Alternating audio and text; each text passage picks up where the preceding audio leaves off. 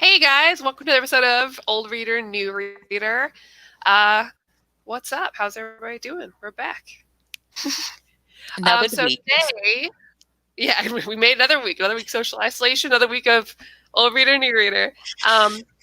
So this week we have read the Patreon pick. So basically, I know most of you know this, but if you are a subscriber to our Patreon and you pay at least $1, you are able to vote for the final book of each month. You're given a few choices, you get to vote, and that's what we read.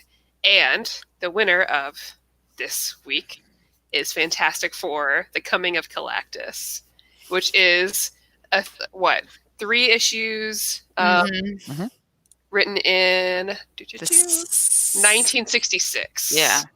Good. Yeah. Good. Yeah, you're on a roll. Issues 48 through 50. Yeah. So is this the first appearance of Galactus and Silver Surfer or no? It is the first appearance of Okay. both Galactus and Silver Surfer. Okay. The Watcher had appeared before. And by the way, these stories can He be looks found. very different than what.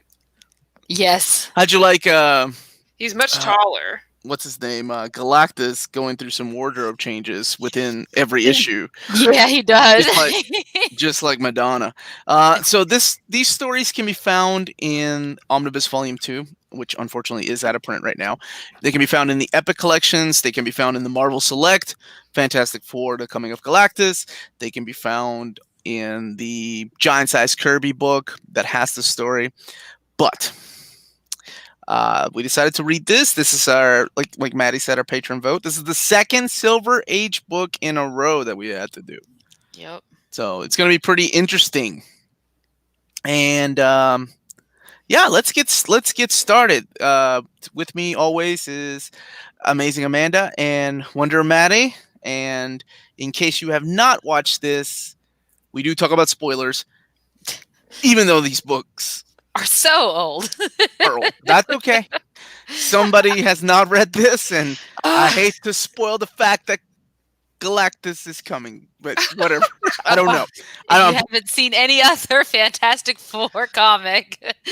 Or Galactus movies or whatever. Yeah. So that's Yeah. what we're talking about with spoilers. So keep that in Spoilers, mind. guys. He done showed up. What? All right, let's Done do did it. So first thing I want to do is share my screen because these were files from Comixology, and I can put them in here. There we go, and all Oh, that's awesome. 3 of us here. So the very first story we're talking about is issue 48, The Coming of Galactus. Yes. Which would you, one of you lovely ladies wants to start, or talk a little bit about the synopsis or what happened previously before this? Well, I don't know too much about what previously happened, except it starts off right in the middle of some action where it appears that the Fantastic Four are on the planet of the Inhumans. And of in their course, little sphere. They're in their still little on sphere. They're still on Earth, but they're in their sphere. Yeah. And what is it? What's his name? Maximus, Maximus, or whatever. Black Bolt's brother. He is, of course, up to his, trying to destroy all of Earth because he thinks that humans are awful and they should Hey be. now. Hey, thank you. I hate the fact that it blocks Maddie, though. That's not cool. I wish there was a way to shift, right? To over there, to the other side of the screen. No, whenever a comment pops up. But anyway, go ahead. Yeah, anyways. And so in the midst of all this action, when Medusa and Black Bolt are saying, humans are actually good, Maximus does not want to be deterred, so he reverses whatever his plan is to then isolate them from Earth and shut the barrier off forever. So, of course, the Fantastic Four has to escape. You have Johnny Storm upset because he has to depart from Crystal, his love. That was his main for a little while. His main woman.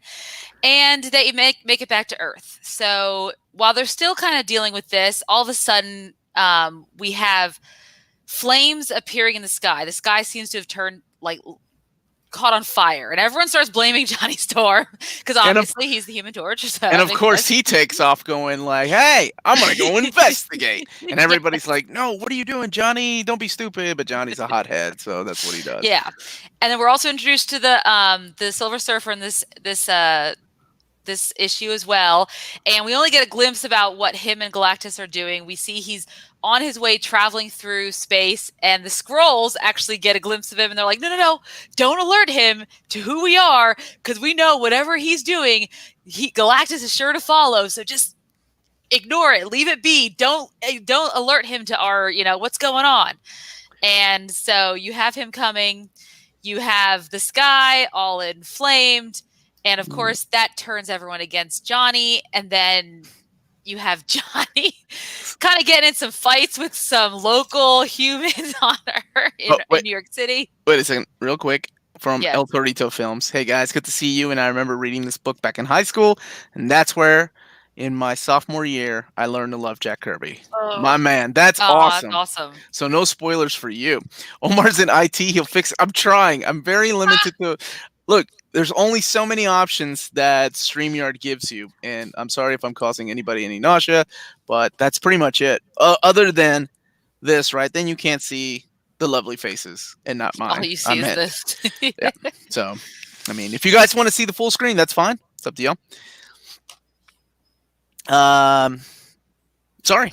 Continue. Yeah. The New Yorkers are really upset with Johnny. I love the fight that they pick with Ben. Yeah, I don't know why. This guy's like, oh, that guy's made of rocks. I can take him. Was tough guy in every happened? Tough guy in every crowd, I swear. Tough guy in every crowd, yes. And so right after they think that the flame suddenly disappeared, and then next thing you know, these rocks have appeared over the sky, and they're like, now what's happening? Well, the Watcher's here to explain everything. He's trying to protect Earth, because even though he's not supposed to interfere in every comic I've ever read, he's decided he has to interfere this time. Galactus is coming. He's trying to hide Earth, but of course he cannot hide Earth from Silver Surfer. How cool was that? He was trying to hide Earth. Like, what a nice dude. Hey, I'm just the dude that's supposed to be watching, but I like you guys, right? I don't want you guys to get eaten, because nobody knows what's coming. Yes. And that's really nice of him. So now that's kind of where the first issue kind of cuts off with Silver Surfer. Well, I'm sorry, I take that back. We still have this brief fight between Silver Surfer and the Fantastic Four. It was a very brief fight, right? Very brief, yeah. Kind of like a lot of the actual fight sequences. But there, he just pretty much knocks him out, and you're like, wait, off the roof. this is okay. I guess that's what happens. So now we get this oncoming force. We get this thing called Galactus, right? And he's coming. And the Watcher's like, no, man, shit's real. Look, we're using real spaceships. I compare this panel to like what a lot of artists use these days, which is like CG. Sometimes CG artwork. Yes, that's what I thought it was, yeah.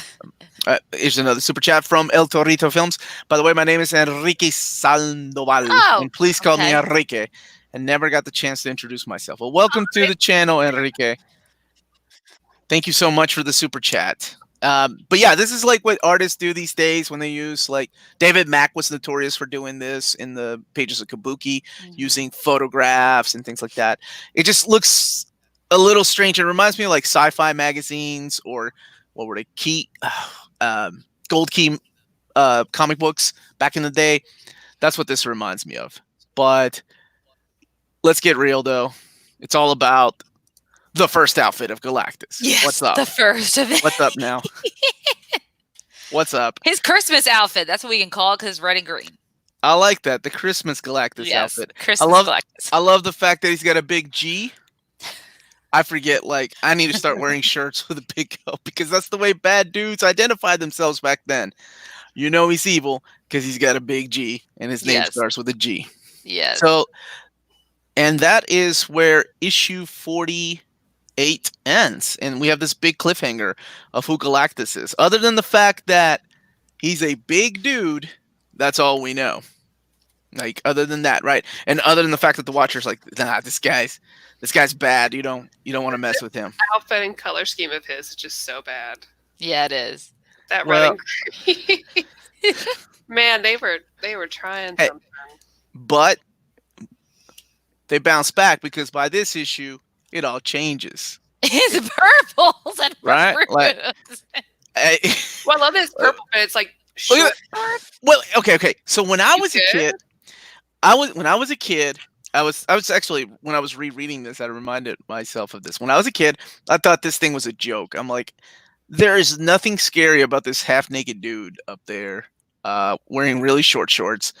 Maybe if he's not wearing underwear, that could be a scary sight. But I'm like, how can you be scared of this? And then the more, I think the older I get, the kind of creepier this is. It kind of reminds me of those, like a Greek god, right? Like something like Yes. that, like what they were afraid of. And honestly, that's kind of probably what this is based on, I would including imagine. including the bare legs. Even Watcher looks a little bit different. His head just keeps growing and growing as later Man, on. that It just- forehead and everything. Yeah. Doesn't he look less human in more modern day comics than Well, he does? he looks more like the Grace, the aliens, you know, with Yeah. the big heads. But yeah, it's cool. It works. I get it. But that's not the only change that Galactus will make. But anyway, so we got this amazing scene right here where Ben finds out. And by the way, Galactus at this time, he's not full grown, right? This is Galactus, leg day. He's showing them off. And Ben's like, shit, I'll show you leg day. Clobbering time, baby. Yeah. And he goes for the ankles and nothing, right? So Ben's like, what?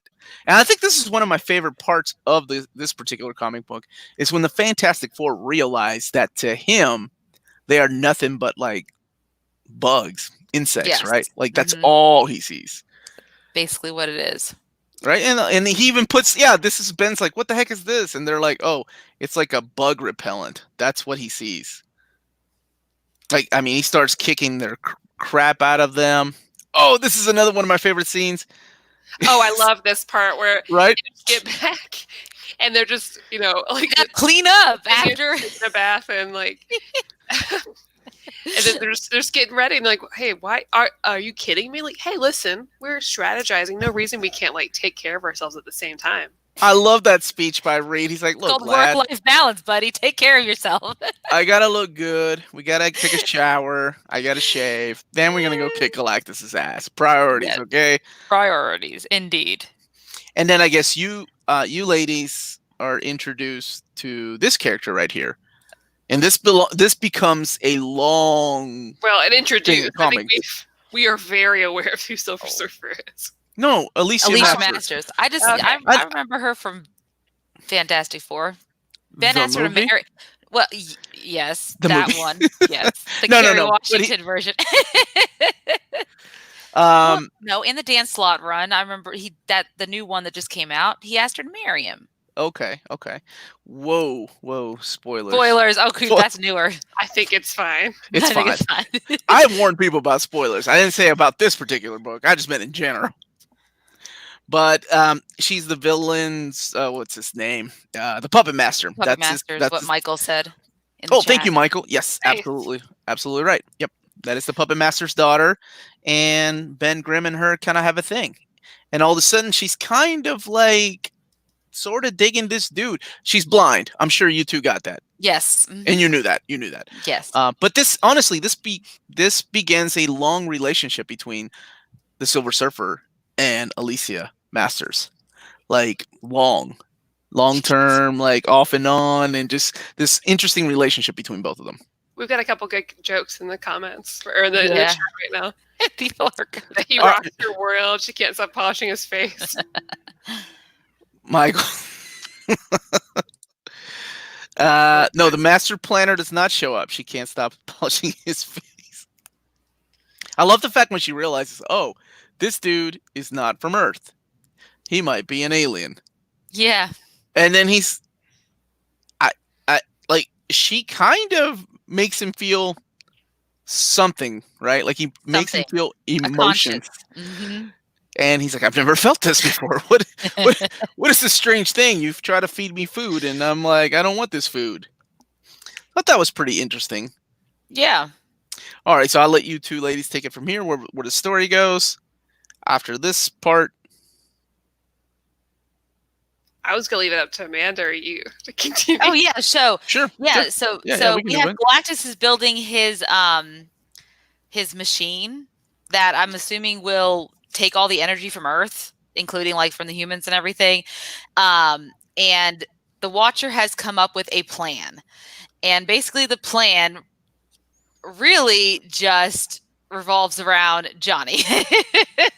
He takes Johnny, and Johnny has to go off into some different dimensions or whatever to retrieve something. We don't know what it is yet in this issue.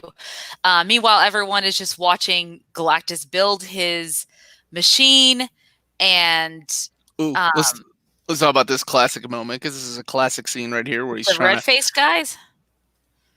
No, but I just couldn't get up with the way those two were colored in that upper right, my right hand corner panel. Well, it's when he's trying to make his machine turn on, and it's like, damn it, something's not working. Why is this not working?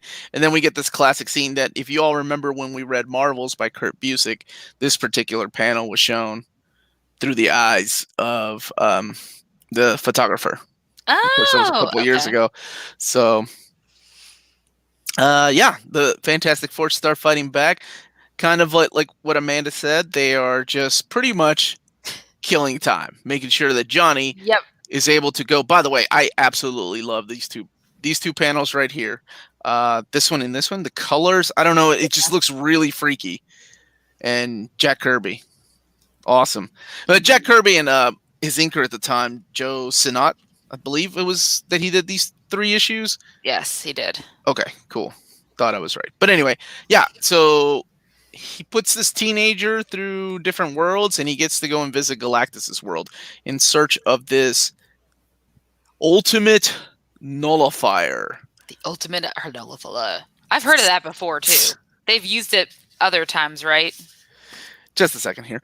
Candace, on a side note, the term rock hard was first used by Alicia Masters' true story. That's awesome. Okay. I really don't remember, but sure.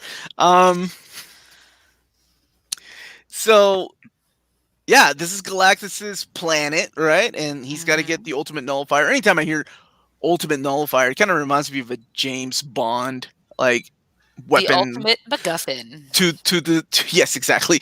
To defeat the bad guy. We need this thing. I'm not going to explain it to you because you don't know what it does, really. You're a simple child, a human. You go get it. We'll make it work.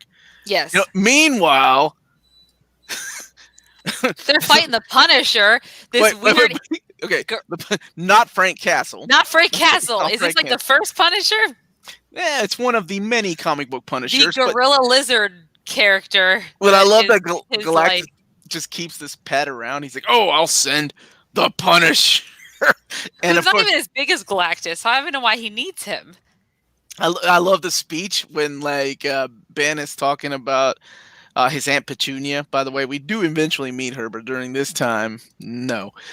But yeah, and then he beats him enough that Galactus is like, okay, that's enough. Come back. You'll come back.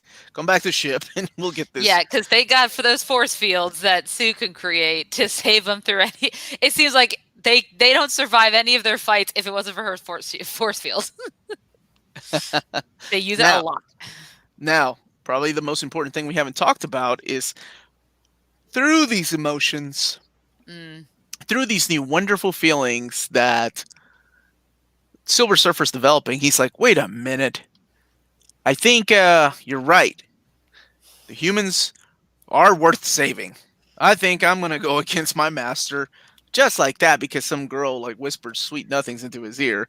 And he was like, that's all it takes, dude. At least for Norrin Rad here. So anyway, he takes off and he's like, I'm going to go defeat Galactus. I'm going to go and stop this because he has never seen my true power. And then the Watcher's like, oh, shit, I didn't see that coming. This probably is going to put a wrench in my plan. Why is the Watcher so fat? I think this is the original design. Body shaming, you guys. I can't believe it. And I guess he heard enough of that and he lost a bunch of weight, but his head did not. Yeah, like some actors and actresses that I'm not gonna name when they lose weight. We've had this. Jennifer Hudson. You've already No, talked whoa, about whoa! it. What are you doing? Wow. I said I'm not naming names. Damn it! But that's who you talk about all the time. Not all the time. There's a couple others. Shut up. What is with you? Why would you say that? Sorry. What if she's watching this? Beer. What if she's watching the show right now again? All right, and then we have the big anniversary issue. Yes. Issue 50, the saga of the Silver Surfer, sort of, which kind of begins the and saga. Johnny going to college. And then spoilers: the Earth probably will survive on the cover because Johnny is going to college. What? Why would you spoil the ending on? I was really surprised getting to this point because I was like, okay, I'm glad you think this is one of the most important parts of this chapter. Yes. Okay. Okay, so now you've already told me. Then we're gonna have time to deal with that at the end of this. Like, yes, or all this is while it's happening in this issue. So how quick are they going to resolve this? So, one more time, one more again. Galactus decides he needs to change his outfit. He's gonna be like, I'm gonna show these Earthlings I know style, and he puts pants on and these killer boots, and he's all, he's ready. He's ready to destroy and eat Earth. And the Silver Surfer comes in it's amazing that there is no time lost in these issues. That's why I love the Silver Age, because yes, they over-explain things, and yes, there's a lot of dialogue, but in between scenes, we don't have a single issue of the Silver Surfer talking to himself going, I really shouldn't do this. Maybe I should. I'll have a flashback about my time with... No, it's literally the next page. Hey, man, I'm coming here to whoop your ass because you do not need to eat Earth. This is a bad idea. I love that. That's awesome. Yeah. So the Silver Surfer's using his powers. He's threatening him. He's like, you've never seen my full powers. And Galactus is like, bitch, please.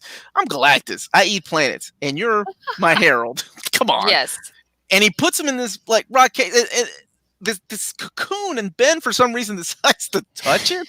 Well, of course. Because it's like, yeah, he's like, ooh, what's that? Oh, this is pretty tough. Surprise. He's out. Of And course. he is the full force of Galactus now. He is pissed. The Herald betrayed him. Another panels that I love. I love this use of red. He's mad at the Watcher because he's going against what he's supposed to do. He's mad at these humans for just being annoying. He's just mad all around. And then this time, Johnny Storm comes back from the different dimensions and different planets. He's seen the universe, right? Yep. And bam, he's like, I'm back. Woo! I may or may not have the ultimate nullifier. They're like, Johnny, snap out of it. And Johnny's like, oh man, we're like ants. Like he is completely tripping. Like he's had a bad trip. And that's what it feels like. What about Ethan Suplee? Oh, dude, that dude beefed up, right? He's the guy. Dude, you all watch Kevin Smith movies, right? He was the guy in Mallrats with the magic eye. Big guy. He was in My Name is Earl. Mm-hmm. I don't know if y'all have seen him lately. He's a freaking beast. No. That guy's that's an amazing change that he made. But thank you for the super chat. And where was he? Where was we? We are at Johnny's back. He has the ultimate nullifier. And Reed shoves it in his face. It's like, hey man, stop beating our friend's ass. Here, ultimate nullifier. Like what? And Galactus is like, damn it, Watcher, you're not supposed to be interfering, man. It's like they're almost acting like kids, even though they're gods. Yes, and in a way, that's the way gods act. Like anytime you see them, in the Greek mythologies, yes. They were exactly, right? In plays. Or even in Norse mythology, those gods were also, look at Loki and Thor, I mean. Well, yeah, there's always I'm thinking of Neil Gaiman's, oh gosh, not American Gods, but anyway, doesn't matter. Okay. In comics, in novels, in original stories, they all act like children. So the ultimate nullifier reads like, look, man, you can leave Earth. I'll give it to you. You have my word. And he gives it to him. And he's like, okay, I'm going to leave. And then turns around and zaps freaking Silver Surfer's bitch ass for betraying you. It's like, you cannot have your ass. You are no longer my herald. And then he's like, deuces. I'm out. That was See you later. And honestly, Very anticlimactic. This is I think it's good. I think I was gonna say it's honestly, it's like this is where the Coming of Galactus really ends. Because I mean, we can talk about other things that are being set up for the following issues. We can talk about Yeah. Alicia and Ben's misunderstanding of like, oh man, I'm ugly and this dude is completely hot, and like she's all about feeling his face and stuff, and I'm made of rock, so that sucks. And then Silver Surfer's like, nah, girl, I'm Gotta go free. fly. I'm free. I'm gonna go fly the earth. I'll see you later. I may come back and see you, but it's so interesting because then we get this guy from the storyline. I don't want to spoil this for anybody. Yeah, who is but that? oh my gosh, this monster. It's Stan Lee's favorite like comic book of all time.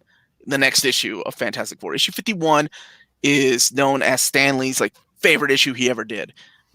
Him and Jack Kirby, and it's all about Ben Grimm. And well, this guy takes away the ability of like the Thing.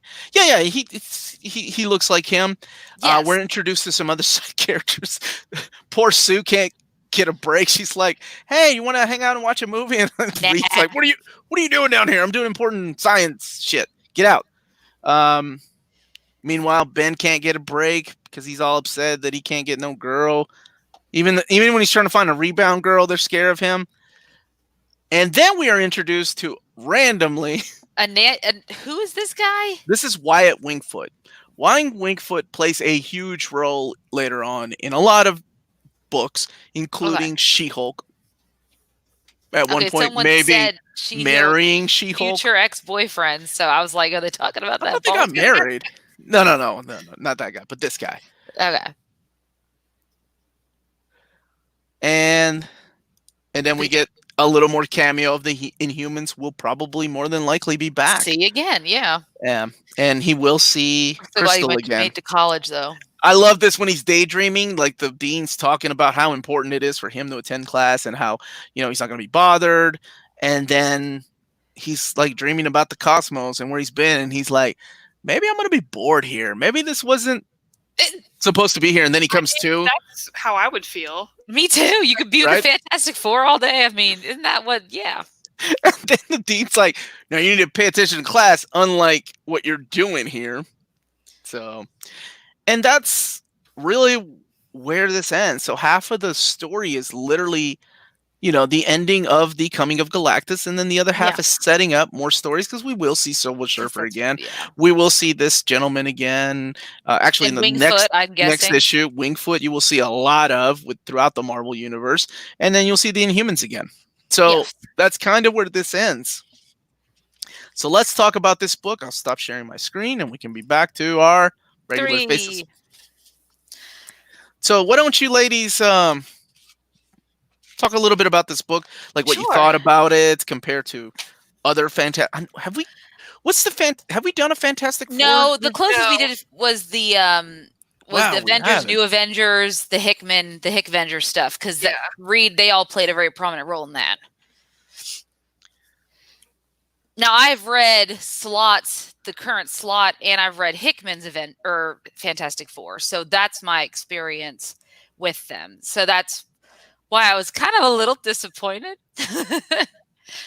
I was expecting, I was expecting the Fantastic Four, to solve the problem with Reed's big brain and not so much with the Watcher having to interfere and give them this special MacGuffin. And then not a lot happened as far as where they're concerned. I mean, Johnny played a big role, but I feel like, I don't know. I guess I was expecting a little bit. We got a special guy in the chat. Then hey, that's not super chat. You better say that again, dude. Let's try that again. Yeah. It's the very first epic story event, though. Yeah. It's the very first to be continued. Like, then if you want to find out what happens in the storyline, you must purchase the next issue. Yes. It is known throughout the history of comics as the very, very first big event, right? Whether it really is or isn't, like, it's questionable, but you can't deny the fact that when kids put down issue 48, holy shit, they were running to the newsstands every week trying to find issue 49 of Fantastic Four. I have no And doubt. this is when it became the world's greatest magazine, like comic magazine, or magazine is whatever it was at the time. But it's that's what it's known as. That's why it was pretty. It's really important that we read this, I think. So, what about you, Maddie? So this is my only Fantastic Four I've read, which is surprising.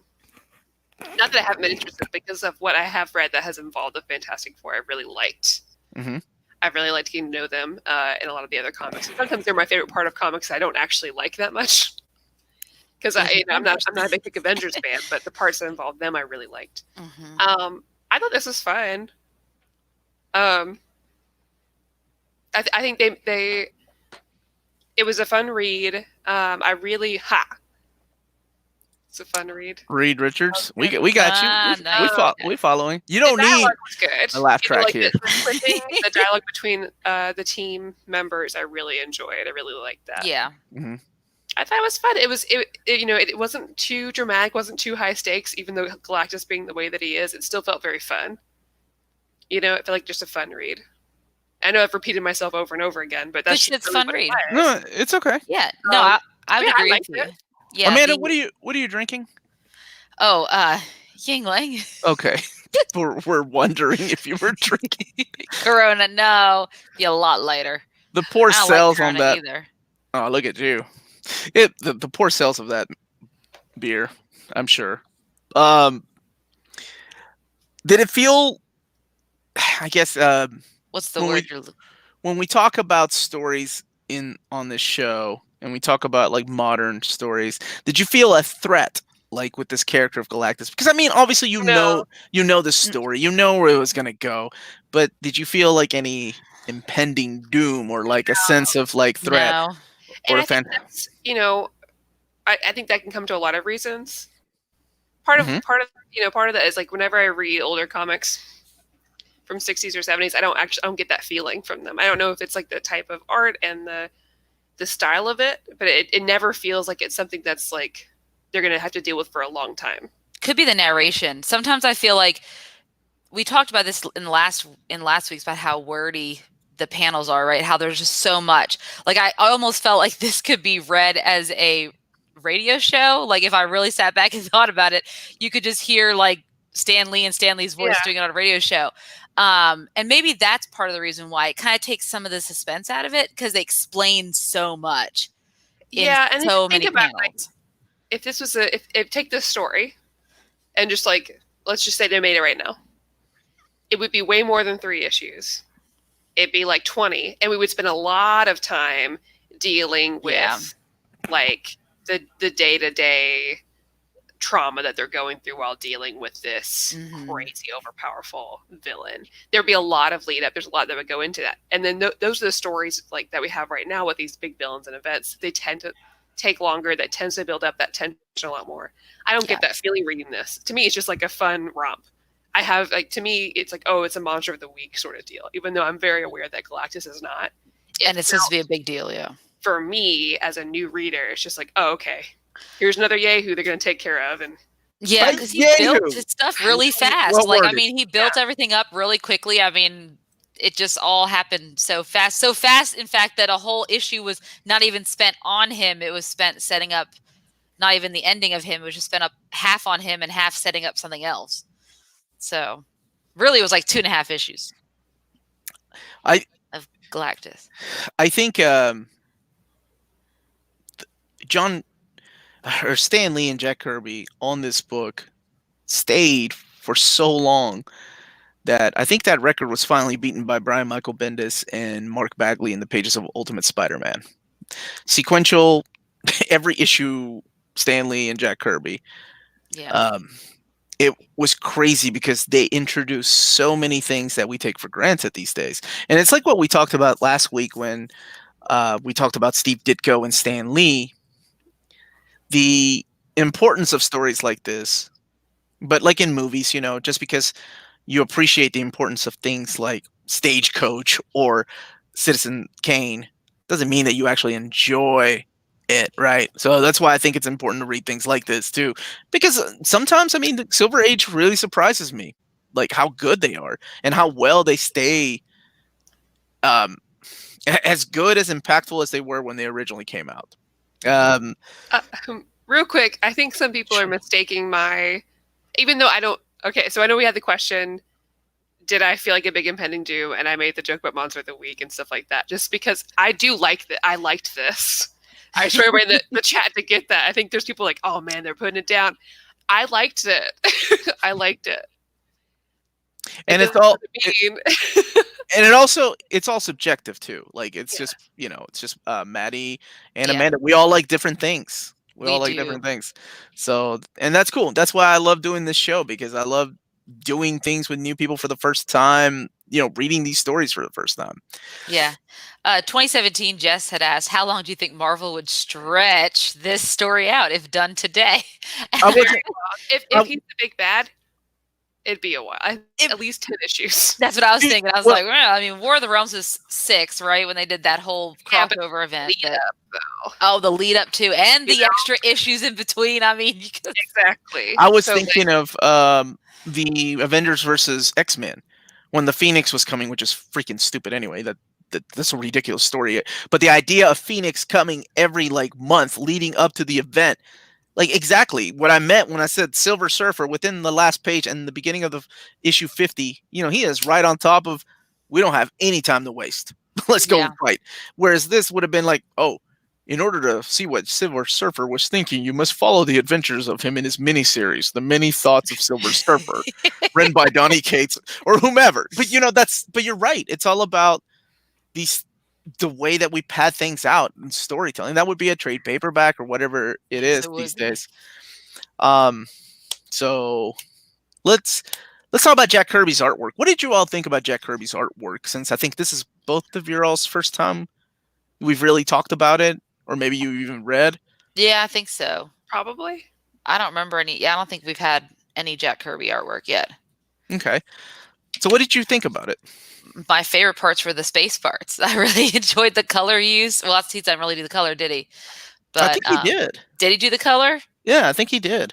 Okay. If I think, or they didn't give back then, unfortunately, sometimes they didn't give the colors the credit. Right. But yeah, what did you all think of his artwork, his faces, his panel layouts? Just curious. Because I know how I felt as a kid. I hated his artwork. And I know that sounds blasphemous. But to me, I grew up in the 80s and 90s. So artwork to me was like, oh, it's got to be Arthur Adams or Jim Lee or these guys. But super detailed and, super over-sexual, super muscular women. Yeah. But definitely, and I'm not here. Fine. Okay. I mean, that's it. Yeah, I mean, I love his machines, like his designs for machines, even though they're kind of ridiculous sometimes. I love them. I don't. I wish I still had the thing up. Well, that's the thing I thought was so. I'm sorry. Go ahead. No, go ahead. I was saying, what you talk about the artwork for the machines. You have to think in the '60s how much of a reference do these guys have to go on with developing these types of machines and spaceships and things like that, compared to the reference points that artists have today that they can build upon. They didn't really have too many. They would have to go and get magazines or whatever. Or pictures, right? Yeah. Today, just look up a porn star on the internet, and I'm looking at you, Greg Land. He knows. Is he on there?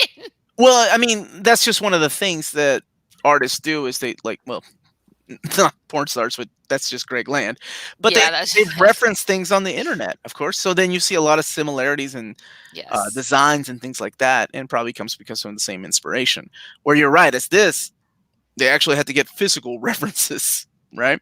Or just come from his mind. What I was going to say is I love the layouts that he does and the characters that he puts in the panels, making them pretty easy to follow and making the dialogue easy to follow. I'm a big fan of that. And it took me a long time to appreciate him, or kind of like his in your face. I know this is not the right one, but like Johnny up there pointing, kind of like his in your face, almost coming out of the panel pictures that he has. All right, so let's rate this book out of 10. Ladies first, what would you all give the Coming of Galactus Fantastic Four? Or Fantastic Four Coming of Galactus? I'd give it a 7. 7 out of 10. All right. I think I would also give it a 7. That's where I was going to stand on it. 7 out of 10. I give it an 8.5. So 8.5, 7, 7. Awesome. I think Stan Lee and Jack Kirby's run on FF is one of my favorites. Probably in my top 5 favorite runs of Fantastic Four. And it holds a special place in my heart. Not as much as the Dark Phoenix saga, but, that's a different story. Salvador La Roca also traces. Yeah, these days, which sucks, man, because thank you again for the super chat. Because he was such a great artist when he first came out. Like him and Carlos Pacheco, when they first came out, were just so good. And I don't get it. I guess it's to save time. He decided to go that route. And Greg Land actually had a pretty decent style he was developing. But it's a lot different. I can't even look at his art at all. Greg Land's artwork only worked for me, his new style, when he was doing this book called Sojourn for CrossGen publishing. Mm-hmm. And it was like a fantasy story. So it had dragons and fantasy elements. And that's the only time that kind of style worked. I can, whatever. You want to use a supermodel? Sure. Cool. As long as you throw a dragon and swords in there, I guess. But now it's like when he does these things, when he did his run on X-Men, it was faces so... and everything. It's just so bad. It's so... it's just so offensive. I can just picture all of them in my head. Like, oh, God, dude. Well, and he also uses the same ones, right? Like a lot of the same poses, a lot of the same. Yeah, because he traces his own artwork too. Back at and then over and over again. My goodness, dude, stop. The last time his artwork was great is Extreme X-Men. I agree. I love that penciled, uninked pages, and then they just did colors. A Maddie. That is what the show must be called.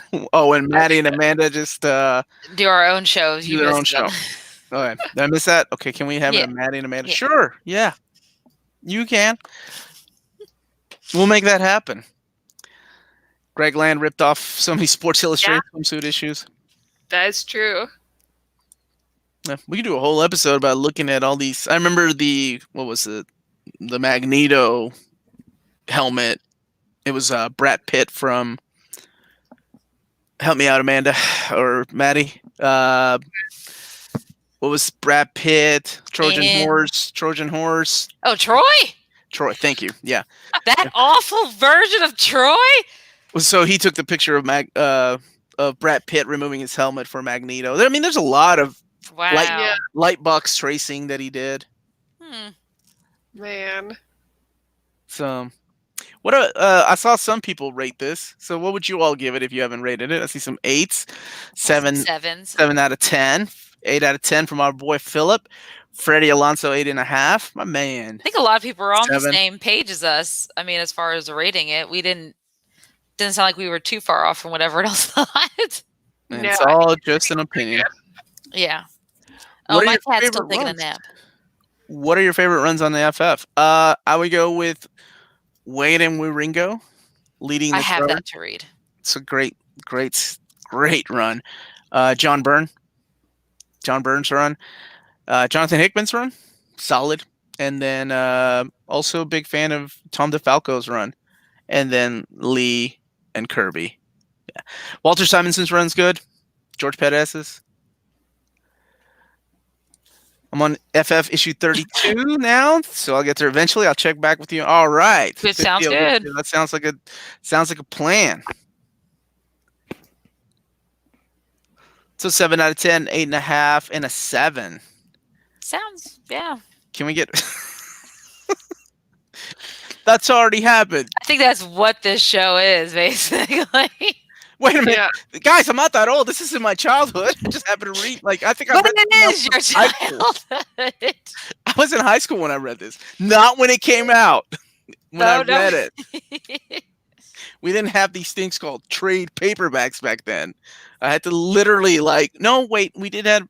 I think a friend of mine had some of the Marvel Masterworks When were you stuff. in high school? When you were in high school again, Omar? We're not gonna talk about that right now, man. Because I think I was reading Babysitter Club's books when you were in high school. What? Omar is as old as Galactus. I wish. He is ageless. We get those shows all the time. He's Not so all the right. time. There are certain times. Actually, you know what? A lot of times that these ladies love the same books that I did. So I'm good with that. I think logistically, it's some pretty good ratios of that what they end up liking, what they end up not liking. Mm-hmm. Yeah, I say so. Omar, thank you for covering Urusei Yatsura because of you convinced me to buy this very old manga and I love it and it really made me laugh out loud. Thank you for your hard work. Oh, you're welcome, man. I love that. That's Lum. Have you seen that, Maddie, or read it? Not much, because I know I've seen some when I was younger. Urusei Yatsura, but I haven't watched anymore. I'm a big fan, and I like her stuff though. Rumiko Takahashi. Oh yeah, me too. I mean, Ranma 1/2, so good. Meisana Koku, baby, Meisana Koku. Thank you again, El Torito Films. Man, that's so kind.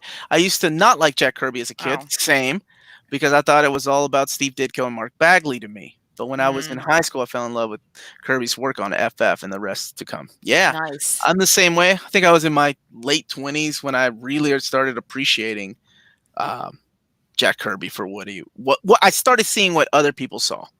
That's what I meant. Is this a new setup, Maddie? Yeah, tell us a little bit about this new studio you have. I got a new chair in today. I'm just like all the other gamer girls now. Since I'm working from home, I've been working on getting this space kind of cleared out and decorated and stuff. This is my craft room, but now it is my office. So this chair is great, you guys. This is a great decision. That does look like a nice chair. I need a new chair for my office space too. My metal chair is not doing it. We're gonna be here forever. So. Yes, so I need to invest in one. Don't say that. Don't say that. But that's the one we gotta watch Black Widow. Yeah, it got super pushed back. I think we're fine. It's coming to streaming services. No, it's not. Oh, I'm not having this argument with you right now. Oh, you brought some shit up I didn't want to bring up about my age. Just got the FF blade on me. I was born when Terminator 2 came out. Damn, that makes me feel old. Yeah, you were born on Judgment Day. I remember that. Oh my gosh! I love and hate you. Yeah, that makes me feel really. Just got the FF Wade Omni today because you said it's your favorite run. Excited to read it. I hope you enjoy it, man. I love Mark Wade. Mm-hmm. He is. Me too. My favorite writer on FF. And if you have not read, wonderful human being, best. Absolutely. And if you have not read the history of the Marvel Universe, anybody old or people just starting to read the Marvel Universe, it is the perfect, holy crap, history of the Marvel Universe in the chronological order that it should have been done. It is amazing.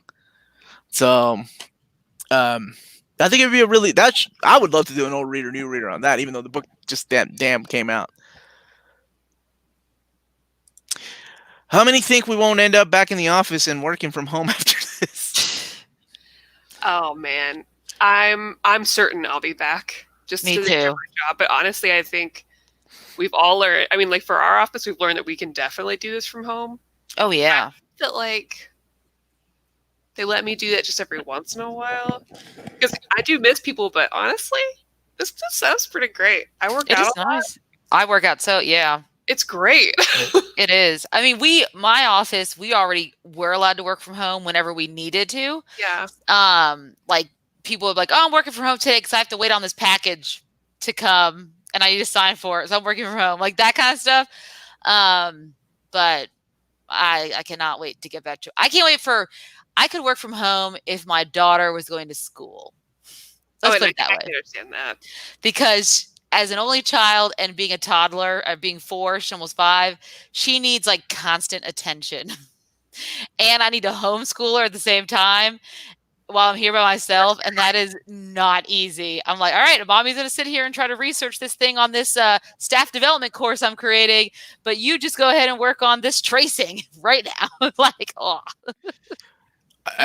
I work from home all the time, and it's not fun. I miss people. Yeah. Well, you're very extroverted. Yeah, I am, and I need to be around people, and it sucks to work from home all the time. The only saving grace is Teams, man. Me and my coworkers were like chatting back and forth all the time. Daily, send like gifts and stuff. I don't know if that's even then it's not the same. Like it's not the same as the office environment. But I'm very selfish. Like when my kids are off, I'm like, hey, come and hang out with me. I'll work while you all do something. Yeah, when I was doing notes today for the panel videos, I was just watching all of us talk together, and I was like, "Oh no, I miss it." Like, right? We were so happy and carefree and together in person. It's so weird the things that you miss. Like, just I wish I could go see a fucking movie. I'll take goddamn Cats right now. Any day. I just want to go to a movie theater so bad. I take it back. I won't watch Cats. I won't watch Cats. Never mind. No, you won't watch it. They're missing the butthole now. So what's the point? No, I would. It's CrossFit and movie theaters.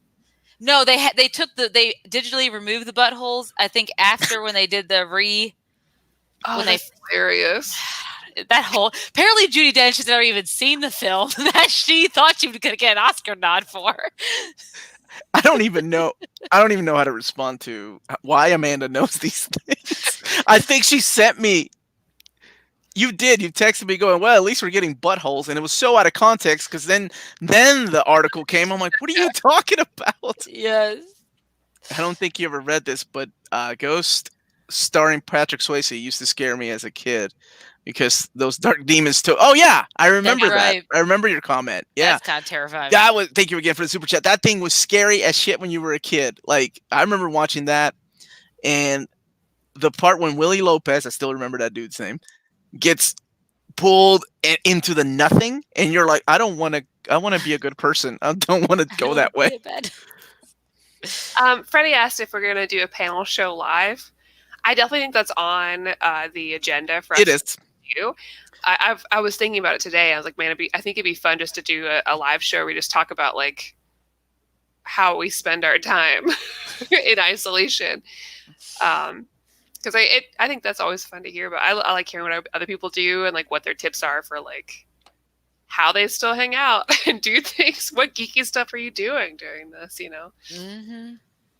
I've done a Q&A on Saturday, and I was thinking about bringing it back on like Friday evening because I know we have a lot of European watchers. Yeah. So I know it means a lot to them when we do a live show when they can watch, and a lot of people from Australia as well. We have a lot of love from Australia. And even when I do something that early, like at 11 o'clock, it's like 2 o'clock in the morning for them because they're literally that far ahead. Yeah. There will be a Thursday live show at 7 with me and Tina and then Maple, who's been on the channel a couple of times. We're bringing back some live anime shows. Oh, nice. Good. So we're doing stress-free anime to watch while you're in quarantine. I like that. We started. We finally finished Castlevania. Oh, I need to jump on it. I just finished watching Future Diary today. So we've been watching that for the past few days. That's the one with the gods, right? The cell phones where they have to kill each other or whatever. Yeah. Mm-hmm. Gotcha. I'm so out of the loop on anime. I don't even know why I try to guess what that was. But I did watch Castlevania with the wife, and she was so hooked. I think she started playing Symphony of the Night, which she'd never played before, and I'm like, I'll watch you, and I'll read because I play this game so many times. I love it. That's it. Mirai Nikki. Mirai Nikki, yeah. Mirai Nikki. Look at you. Thank you. Mirai is future and Nikki is diary, so it literally translates. I could have done that translation. Future diary. Omar, any plans for Blackest Night on the segment? Absolutely. We did a lot, and that's definitely on the cards. I've already read it. It's good. A lot. I know we did Green Lantern Rebirth. That was our second episode of Old Reader, New Reader. We've almost been doing this for 2 years. And that's crazy. it's crazy how many epic stories you got to read. And a lot of stories I got to reread because of this show. That's why I started this. And then we did Sinestro Corps War last year, which is the follow-up to Green Lantern, and then everything leads into Blackest Night. So I'd love to do Blackest Night, but probably only focus on Green Lantern and Green Lantern Corps, not like the immense universe of Blackest Night crossover, because that gets crazy. Even though it's amazing, it gets huge. Yeah, man, almost 2 years doing Old Reader, New Reader. The channel's been around for over 3 years, but as far as the segment, it's May, I think, of 2018 is when we started doing it. Amanda and both Maddie said yes, so I was like, let's do it. Because my co-hosts on the panel show, like Rob, does video games and doesn't really read comics, and Tina's the same way. She kind of used to read comics, but kind of got out of it. And then every time I try to slowly get her back in, she's like, "Yeah, that was okay." But I have to find something that she's like, "Damn, I couldn't put that down. I'm in. I'm back." Here's the thing: her tastes are more like mine and Kristen's. You know, if you want her to read comics, it's got to be Boom, First Second. Image, like your big two. I try to get her into Wonder Woman. Aren't going to work as much, except unless it's X-Men, right? Because X-Men will go over well. Yeah, of course. In some select Marvel books, like and it has to be and it's cute because it has to be X-Men from 1991 to 1995, and that's or 96. That's it. So it's a very small, like little window that we have to give her like some books. But Jesse, you have been waiting for Doom Patrol and Invisible for so long, dude. I know. It's just so big. Okay, so speaking of books, Maddie, would you like to know the schedule for Yes. What is the schedule? Yes. For the month of movies to come out this month, we're gonna write some more about it. For 2020, I think movies are canceled. Yeah, Sony canceled everything. So this is the order that we're going in. Okay. So next we're reading World War Hulk. Yeah. All right. For those we did already review Planet Hulk, which precedes. That was our third or fourth book we reviewed. Yeah, that was like right up there. Yeah, right after we read Infinity. Mm-hmm. Yeah. The week after we'll be reading Jane Foster's Thor by Jason Aaron. Okay. Awesome. And for those interested, we read all the stuff leading up to that. God of so you can go back in. The Jason Aaron God of Thunder stuff. Yeah, we did that. And then we'll be doing Gotham Central. And then the last week, you get to vote on if you are a member of our Patreon. Okay, so there you have it. We have, to recap or to test my old brain, we have World War Hulk on the 7th, April 7th, and then the week after that, we're doing Jane Foster Thor, which is collected in a series of 3 oversized hardcovers. And we have yet to get an omnibus. Nope. And I'm still waiting. The first omnibus we're getting is War of the Realms is the first omnibus. So that'll be on April 14th. On April 21st, we're reading the critically acclaimed by everyone, including me, Gotham Central, which is a phenomenal series. And the 28th, I'll put some stories up and everybody can vote, or anybody in our Patreon can vote for that. So there we go. I got it. Yeah, my old brain's still working. Old brain still got it. Managed to find Bendis' Daredevil OHCs and End of Days on eBay for $80. That's a good pull, man. And believe me, when you finish Bendis' run, you will want to keep reading and read Brubaker's run, because it ends on a big cliffhanger that you're like, I gotta find out what happens next, man. Hey Omar, they just took some books off Amazon. Does that mean anything? And do you know how to get the omnibus cheap in Australia?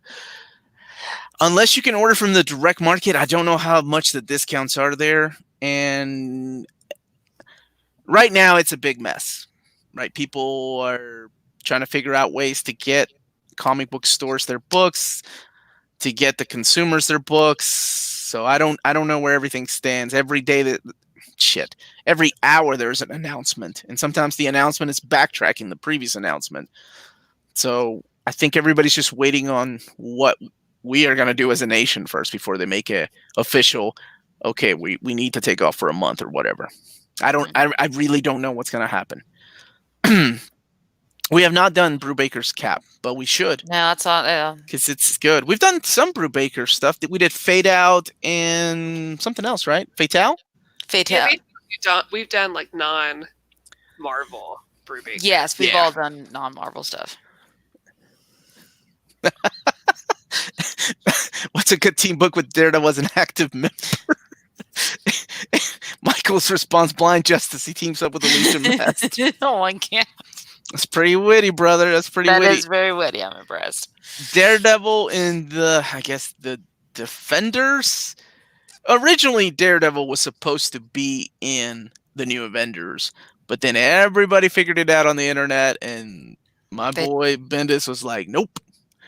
Psych. I'm not going to use him. I'm going to use Echo. Even though obviously that is a dude inside of Ronin's outfit, but whatever. So I guess some of the New Avengers stuff. I have read 100% by Paul Pope. I love that book. I was waiting for an absolute, but I think it got canceled and they made it into a deluxe edition. Marvel Knights was dope with DD. Absolutely. I've read the Defenders book by Bendis. It sucked. I didn't say it was. Yeah, I didn't.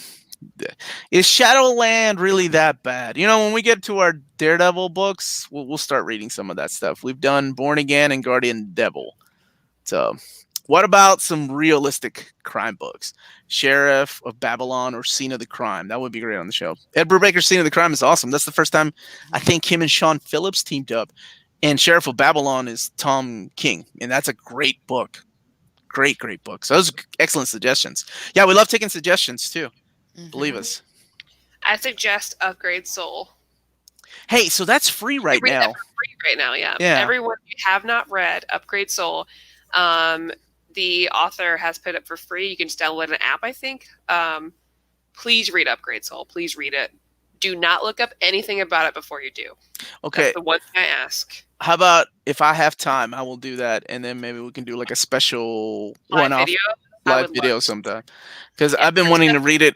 Because, man, I love Upgrade Soul. Okay. Tell everybody to read it. Hate to be a bummer if this pandemic goes on for too long. Will this permanently harm the comic industry beyond fix? I don't know. Yes. I mean, it's going to hurt everything. It's not just comics. Yeah, it's not just them. It's going to be a lot. It's take a while to recover, but I also believe in the ingenuity of these comic book creators to create a platform or a distribution way that works for them amidst this. So, to me, I feel like even if people are still able to find a way without Diamond, that doesn't look good for Diamond, but I think they're going to find a way. Regardless, I just think it's going to take a while. Okay. And I mean a while. So one of the things I keep hearing about is a lot of people's solution is like, well, okay, let's just get different distributors. If they go that route with different distributors, that's going to be fine, but it's going to be a big mess. And on top of that, a lot of these people or a lot of these businesses aren't prepared for, like, they don't have the infrastructure for making accounts for people and shipping off the books. And on top of that, I've already said this on Omnibus, and I think I did it on the live show. You say goodbye to those big discounts. That's done. It's not going to be like that again. If Diamond, because see, the big discounts come from Diamond shipping you thousands of books, right? That's how you get the discount. Yeah. And if Diamond has everything, then you're going to get as much as you can. But if it's different people distributing books, yeah. It's not going to be as good. And that sucks. So a lot of things are going to change. We don't know yet. I'm trying to be hopeful. So we will see. As soon as I hear... It's time to support like the companies that have been really great to us these past few years, right? So cheapgraphicnovels.com, In-Stock Trades, your local comic book store. Yeah. Now's a great time to, if you're able to, of course, take that time to continue to support them, buy some older books you haven't gotten yet.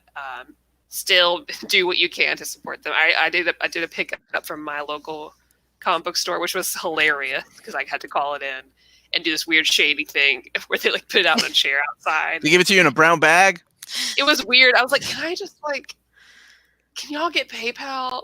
So then you can just like have it outside for me when I get there. We just like skip this weirdness. Like me getting my card to you. Yeah. It's like the door. Like, I don't know.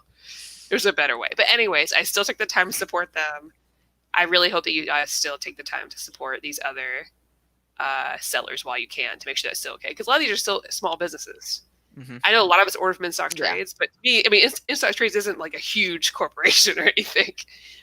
You know, Amazon will be okay if you don't order comics, but these ones will not be. Yeah, they'll be fine. And Amazon is not the answer. I mean, unless that's another topic. So I keep hearing about this. I don't know, Gerald. I don't really keep up with creators and their personal takes on things.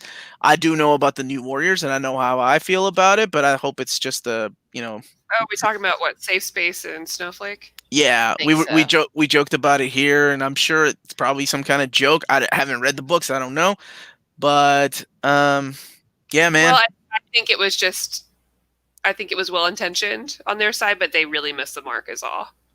And I hope that they listen to those people online, is all I can say about it. I think they just really wicked missed the mark on it. I know that Kibblesman's a comedic writer, so I think a lot of it is tongue in cheek.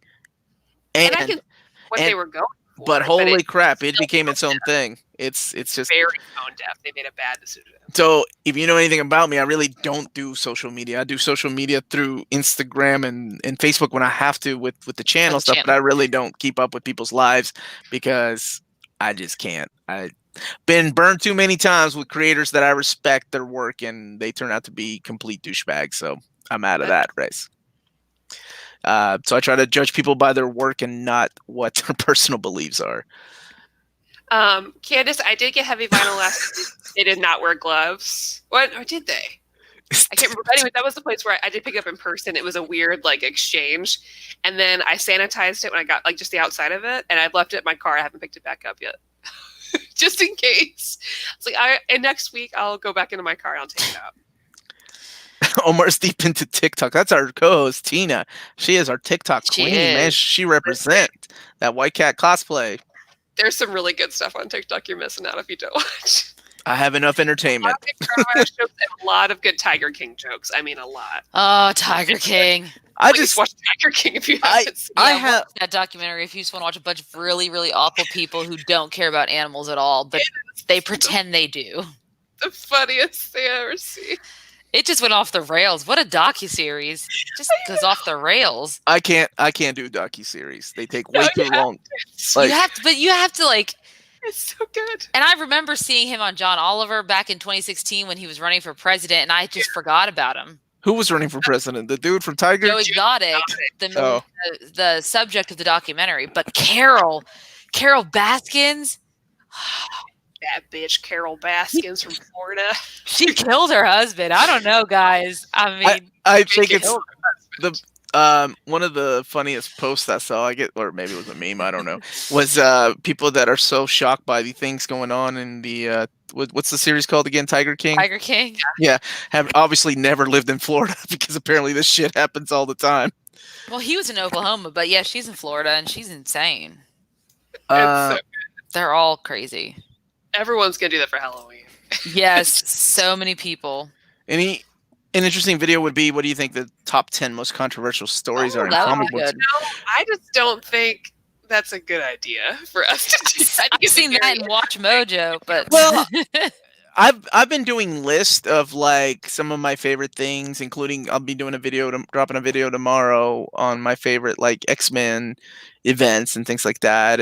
But I've taken all of these actually I've taken that suggestion before because there are some stapled controversial stories that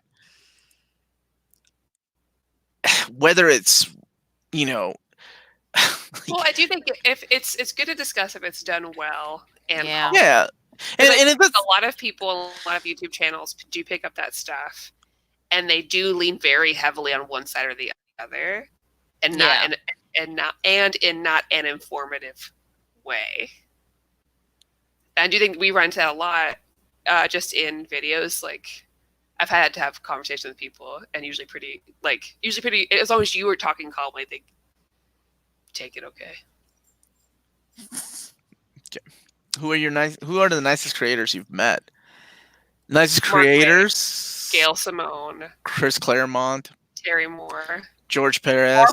It's hilarious. Marv Marv Wolfman Wolfman is amazing. is a great dude. John Romita Jr., Paul The Jenkins. Benson sisters. They're really sweet. When you met Kyle Starks, he was pretty awesome. Oh yeah, Kyle's great. Kyle's a good Yeah, guy. he was great too. Yeah. Everyone, please. Number one, read Kyle Stark's books, please, please, please. Also, talk to him at a convention because he's hilarious. Thank you so much, Justin. Thank you for the super chat. Nice. I did almost faint meeting Chris Claremont. That is right, I did. But the fact that he talked to me for over an hour, even Such a behind long the time. scenes, So it was cool. like talking We got to. kicked out of that hotel lobby. We got kicked out together, man. That was awesome. My favorite story is still going to a bar and meeting all these creators, just pretending like I was somebody and just sitting down with them and talking to them like I was actually somebody. Like Joe Quesada, it was Paul Jenkins, Adam and Andy Kubert, John Romita Jr., John Cassidy hitting on my girlfriend, who's my wife now. And then there was somebody else there with us that was sitting on my left. I can't remember who it was, but it was just this amazing time. And they were all so cool. Not Grant Morrison. Garth Ennis. He's pretty cool. Laid back dude. Yes, Peter David. I mean, that's the third time I've met him. You never know with Peter David. Sometimes he's in a grumpy mood, and sometimes he's in a really good mood to talk to you. So it really depends. My favorite Omar story was not knowing Mark Waid and asking if he knew about Kingdom. That's right. It was at a convention in 1996. I had no idea. We were looking at comic books together, long boxes, and I was pulling out a Flash, and he was like, I was taking out Flash and Impulse. And he was like, "Oh, you like that guy's writing?" I'm like, "Yeah, man, he's really good. Have you read Kingdom Come?" Oh, he thought, he was like, "Yeah, he is pretty good." And I'm like, "Oh, please tell me you've read Kingdom Come." And he was like, "Yeah, I have." And then I realized his badge said Mark Waid, and I'm like, "Oh, that's what you look like." You're like, oh. It's before the age of the internet. I had no idea what that this reminds man looked me like. when we met Jonathan Hickman, and he was at this table. There was nothing there, and he was just sitting there. We're like, is that him? Oh, right. Yeah. And we're like, and I was like, I looked him up quick. I was like, I think that's him. Omar, talk to him because he didn't have anything out. Like he had a piece of lined notebook paper. He wrote his name, Jonathan Hickman, and I'm like, he had no graphics or anything. I was like, this is a homeless dude that's just apparently sitting here pretending to be Jonathan Hickman, and we looked him up online. We're like, oh shit, it is Hickman. So we went to go, and he was pretty nice. He talked to us for a while. Yeah, cool dude. Never announced that he was going to be there. He just showed up. He just showed up, which was awesome. It was pretty funny. The Finches and David Mack were my favorites I've met. Bill Sienkiewicz too. Jim Shooter. Jim Shooter has his memory is amazing. Were you going to ask when's the next convention? Yeah, I was like, when's the next time we're going to have a convention where we can actually meet? It's going to be like this.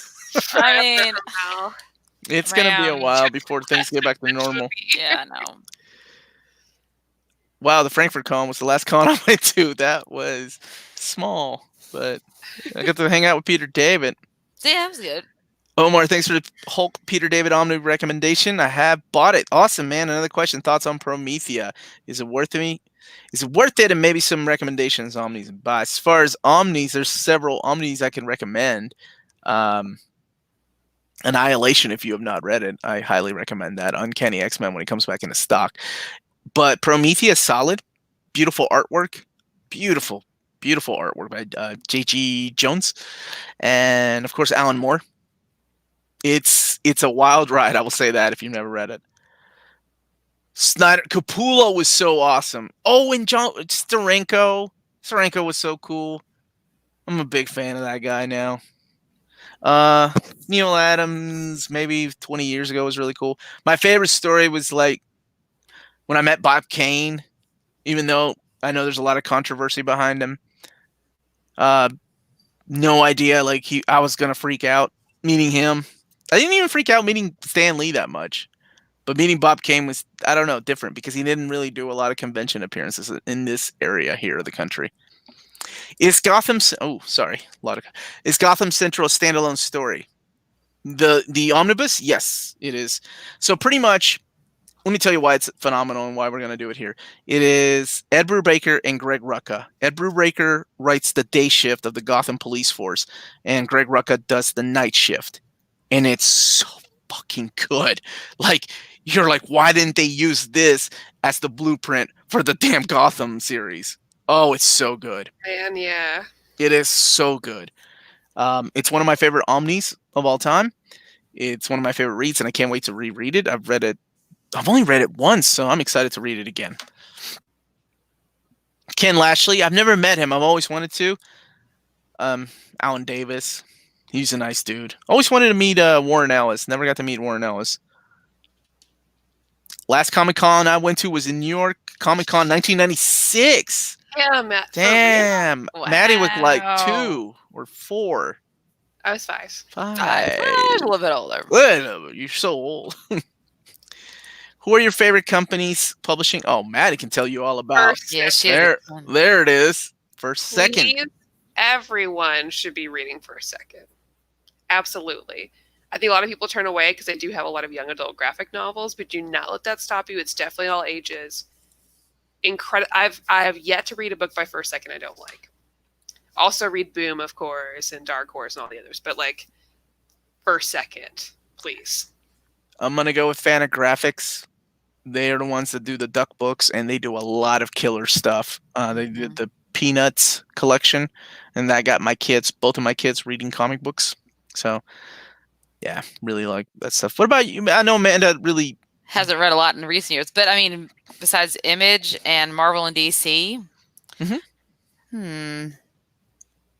probably Dark Horse would be one that I like. It's a good one. Yeah, it's a solid one.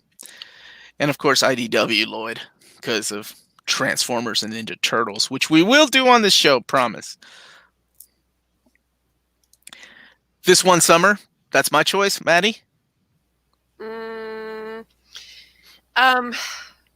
That's a hard decision. I lean heavily towards Tilly Walden's books.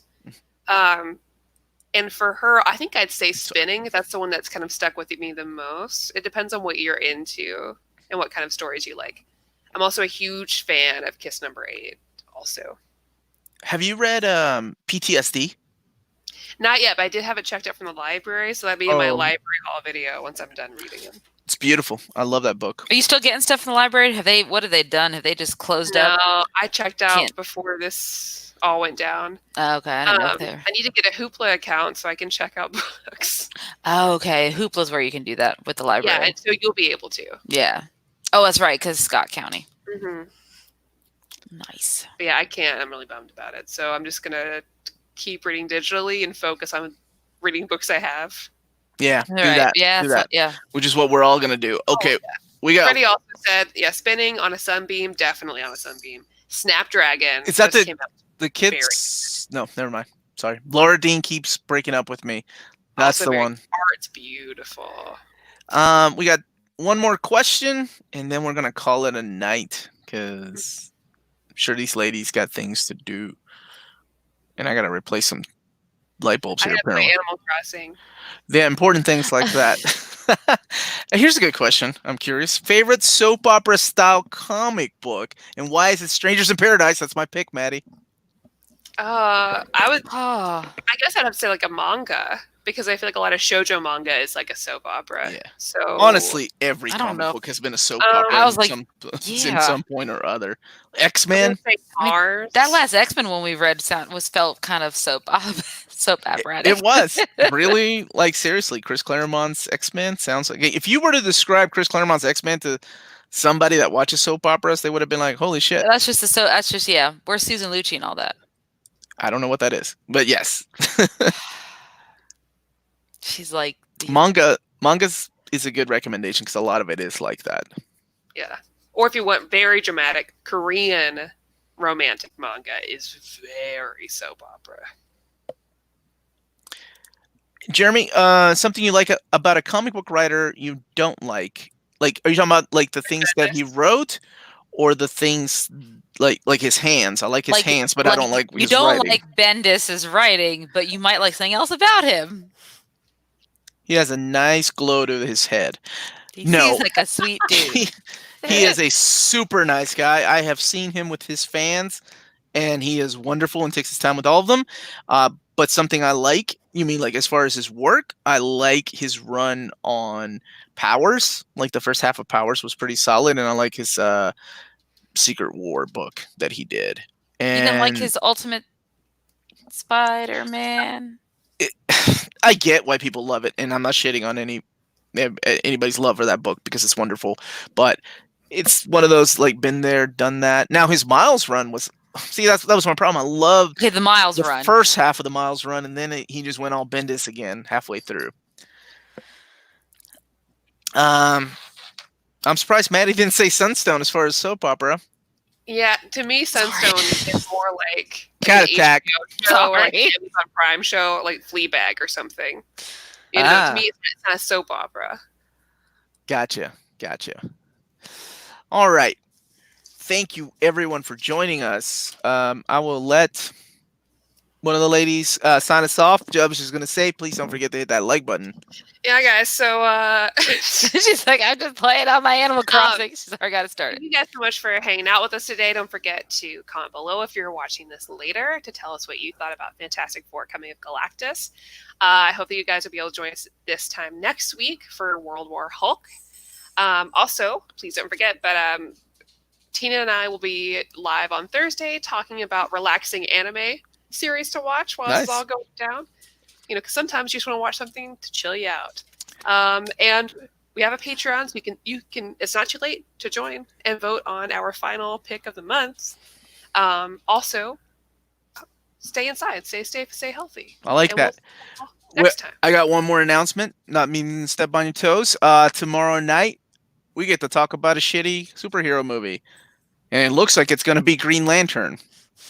We got it was either Catwoman, Green Lantern, or Daredevil, and guys, I haven't seen Catwoman yet. I Green Lantern experiencing it. Hey, I'm sure somebody will vote for Catwoman sometime.